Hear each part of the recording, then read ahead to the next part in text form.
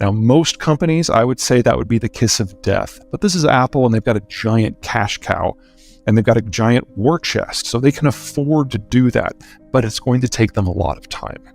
Well, again, green that can do math. And as a rule, I would say most EVs don't make it.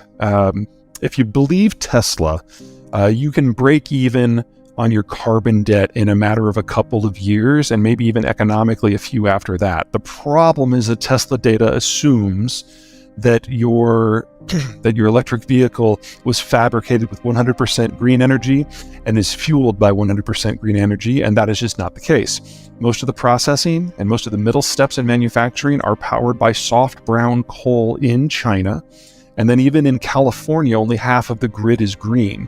And then, of course, and this might be a shock to some people, people are relying more on solar than wind in most places. But there has never been a day where the wind shines at night, which is when most people are going to be recharging their cars. So even if you've got a reasonably clean grid, you're still probably charging your car with fossil fuel energy. So that story probably isn't there yet. The technology may evolve, and if the technology evolves, I reserve the right to change my mind. But today, no. In addition, if we're serious about doing this with the technology we have today, then the build-out needs a lot more power plants for solar and wind, a lot more transmission, a huge number of battery systems to replace all those peaker plants, in addition to electrifying transport. That means we need 3 times as much copper, 10 times as much nickel, 18 times as much graphite, 12 times as much lithium, and on and on and on. And we need it all by 2030. There has never been a decade in human history where we've been using an industrial material and we've doubled its availability in a 10-year period. And now we have to do that and more for 11 different materials? No, cannot do it. So what's going to happen this decade is there's going to be a bit of a come to Jesus moment within the green community when they realize that the dreams cannot match the realities. And that means one of 2 things will have to happen. Number 1, the dream will have to change to something that's more realistic. Or the one country with the military capacity to do it goes out and secures the sources of these materials for themselves. Because while the world couldn't do the green transition with today's tech, the United States might be able to. But that means taking all of those things off the global market. Well, I'm not a financial guy, so take that for what it is, or take what I'm about to say for what it is. We're going through quite a churn right now as the baby boomers are removed from the system. We've had an environment of extraordinarily cheap capital that has lasted an extraordinarily long time, and there's just going to be a lot of shakeout. There's no way around that. We're all going to have to get used to a new operating environment. But if you fast forward just 2 or 3 years, when the vast majority of that money is gone, anyone who still has capital to deploy in that environment will discover that there's not a lot of competition in capital holders because the next generation, Gen X, is so much smaller. So you should expect the rate of returns 3 years from now to be significantly better on average than anything we've seen in the last 20 years, which means that financial planners will actually have to do their job and have to look for things that are companies that bring value and that aren't just being manipulated by cheap capital. For the investor, this is about to get a lot easier. For the investment professional, it's about to get a lot more competitive. Well, it's kind of funny because sometimes people have labeled me as the America's greatest purveyor of doom porn. So it's difficult to remain too cheery, but a couple of things. Number 1, we are going through a period of extreme change. And yes, that means a lot of dislocation and destruction. But this isn't the end of the human condition. This isn't the end of America or Australia, maybe the end of China. And so we know we will get through this. Our systems are stable. Our demographics are pretty good. Our finances are about as good as you can get. We will get through this. And in the case of the United States, if we're really losing access to materials processing and manufacturing, out of both China and Germany at more or less the same time, that means here in North America, we need to double the size of the industrial plant. And yes, that means inflation will be high for a good long time. But it's also going to be the greatest growth story in the history of my country and Mexico and Canada.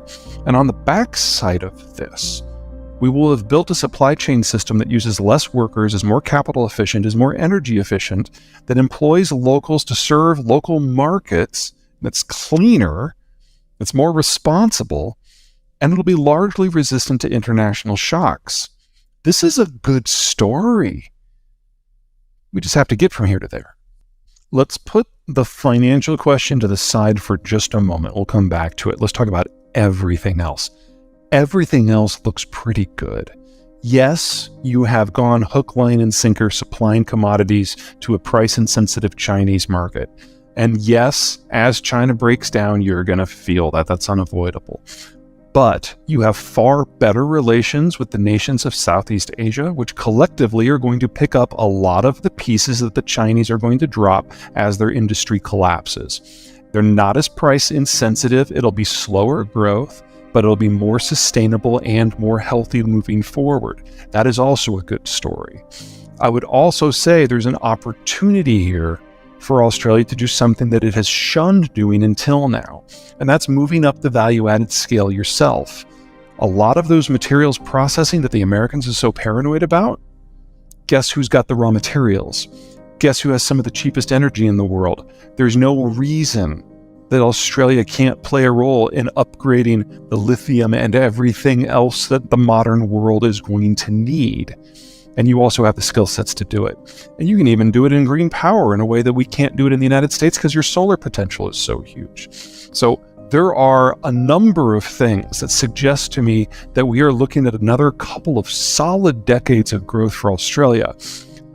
If you can get past that financial crisis, you've got to chew through something that's roughly 3 times as bad as what the Americans went through with subprime. And there is no way I can imagine that you're going to do that without a recession. Okay, so we did this on a stock called MicroStrategy. We set up the trade here where this first circle is. What's happening here? Sorry, guys. Slides went crazy. Okay. Oops. Right. Sorry about that. Don't know what happened there. Okay. Anyway, so we set up the trade right here where this first circle is, and then closed it here in the second circle 20 days later. Right, now what actually happened on this trade is we put $2,240 into the trade, and it turned into $198,700. Okay, so here's the actual trade here. That's a huge return in just 20 days. Okay, now we set this to be a year, but it did such a good move in a short term. I mean, that's a massive amount of percentage return in 20 days. So what I want to do is show you how to do a combination of monthly investing to start generating weekly and monthly income, and then in the background have 2 of these very powerful 100x strategies making you a lot of money over a 12-month period. A combination of the 2 is where you go to another level of income. So let's look at some amazing success stories. What I'm showing you here is monthly income, having 2 or 3 of these going at the same time. Now, sometimes they'll actually work themselves out in a day or a week, or in this case, 28 minutes. Set and forget process, $2,432 by simply buying a put option. Another of our members, Thomas, over $6,000 in a month. Following the simple set and forget strategy, a call option making over $100,000 in income. Now, here's an email from a lady, Jan. Okay, she joined the program recently. This is from a few weeks ago. She had never, ever traded before. Didn't really know anything about it. Jumped into the program and found a trade. Okay, so she actually made $263 from her first ever live trade. Never traded before. And as she says in the email, she got into the trade a little bit late, was a little bit nervous, got out a little bit early. Since then, Jan has gone on to make a lot of money. Okay, that's a fantastic thing, and that's why this strategy works so well. No complex stuff. Here's a trade we did recently on McDonald's. Now, this trade reached its profit target, which was 148%, or $593 per contract.